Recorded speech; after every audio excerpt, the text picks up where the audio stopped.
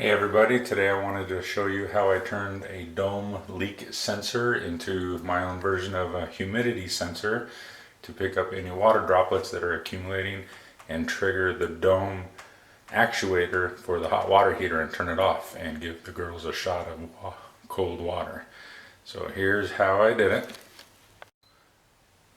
I'm going to add the dome leak sensor with a couple of extension lines onto the vent inside the bathroom to catch that water that accumulates there in droplets and trigger the leak sensor, which will then in turn trigger the hot water actuator from dome that I have on the line. Alright everybody, first thing we're going to do is pull the vent off of the ceiling. In my case, they just pop down on some little spring hinges. And you have to reach in here and squeeze together these two little barbs. There we go, just like that. And it will pop out of the little slots that are right there.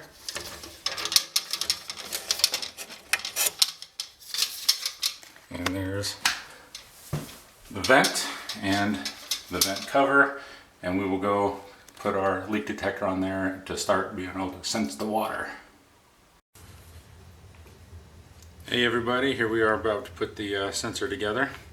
Here is our dome sensor and the base. Here is the vent cover that I pulled off the bathroom there. I mounted the base that the dome comes with to it to the vent cover with just a simple screw.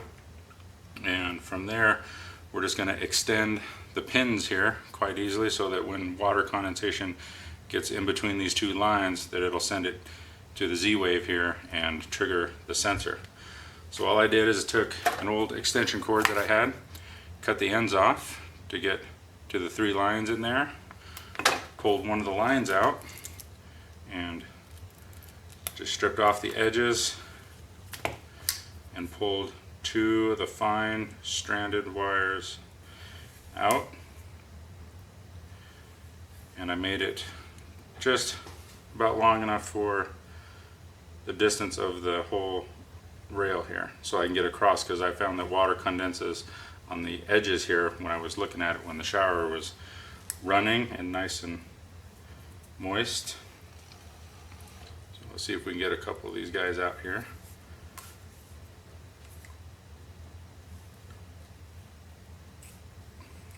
One.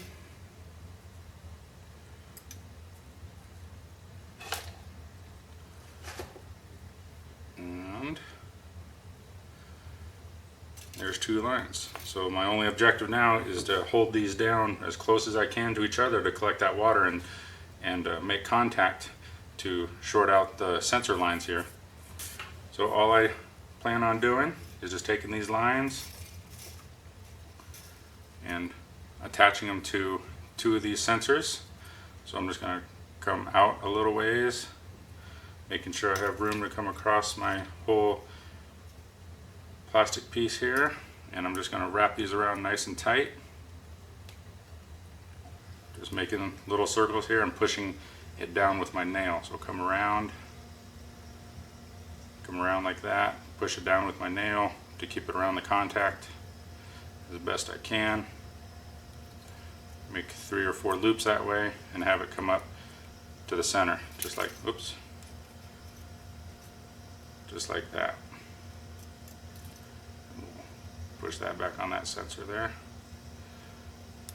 And we want the small end here to face in, because we're going to hold that down just with a simple piece of tape for now, or probably even better would just be some hot glue. So let's hold this down here with some glue.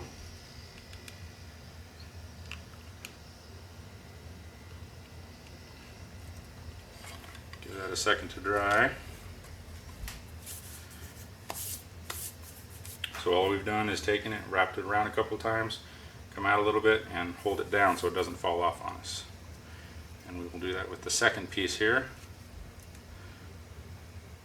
Hold the beginning down with our nail, wrap it around here a few times, pushing it down with our nail so it's a nice circle pattern around the sensor. Hope you can see that. I'm just making little circles and pushing it down with my thumb to hold it in place. And again, I'm going to leave just a little bit poking out there so I can bring it down. And because this cradle has this section right here, I want both wires to come out fairly close together, because I'm eventually going to run them really finely together to make that short. And we will hold this in place with a little more hot glue. Again, nothing that can't be fixed or repaired later on. There's no permanent damage to the sensor if I decide to repurpose it for whatever reason. Give that a moment to dry. And we can even start their pattern together as fine as we can. Make them nice and close together and hold these down with a little more glue so that they stay in place. It makes it easier to run them diagonally across here.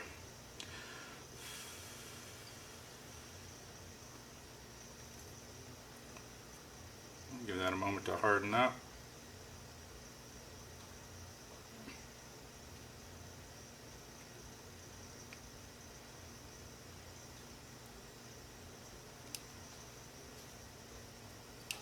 There we go. Now we can test if it's working. If we touch these together, we should get a red light on the dome. There's our two lines. So we'll take the battery out for now. Well, we don't need to cover this yet. And we're going to put this in face up. And we checked that our two lines when we cross got the light. We're going to face them towards where we need them to be here, heading across here. And we will start with a little hot glue right in here on both these lines to start holding them in place. And we'll get them as close as we can. Hold them down with a finger. And we're just looking to anchor this point right here. So I put a little hot glue in there, down there to be able to grab. And we'll just cover those over a little bit. Give that a moment to cool.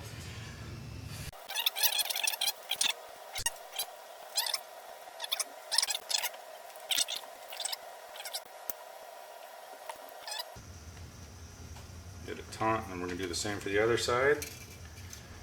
Again, running them as close as we can together.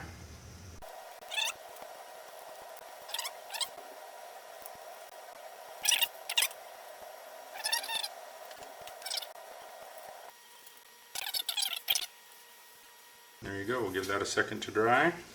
Put our battery back in, checking the polarity, get our light that it's making sync. Look for this little nub on both sides and line those guys up right there. Twist it on, and we should get a red light if we let our finger come across.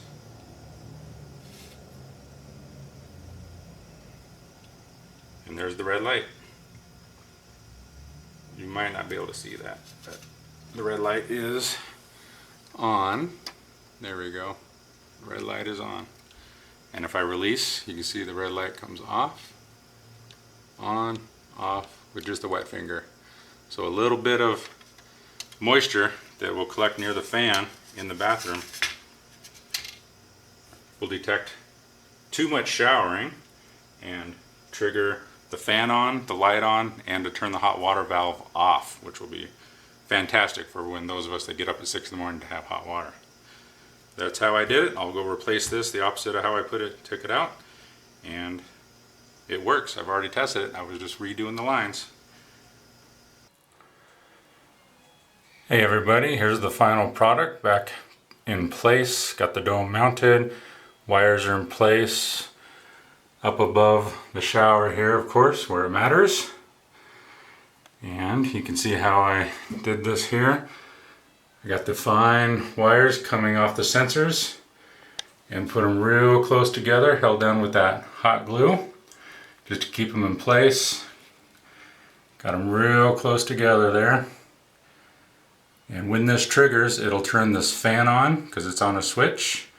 a GE smart switch. So is the light. So the fan will come on, the light will come on, and it'll trigger the dome hot water actuator and turn the hot water off on them when they've been in here too long and start to get the condensation in here. It'll trigger all of that and give them a nice shot of cold, time to come out.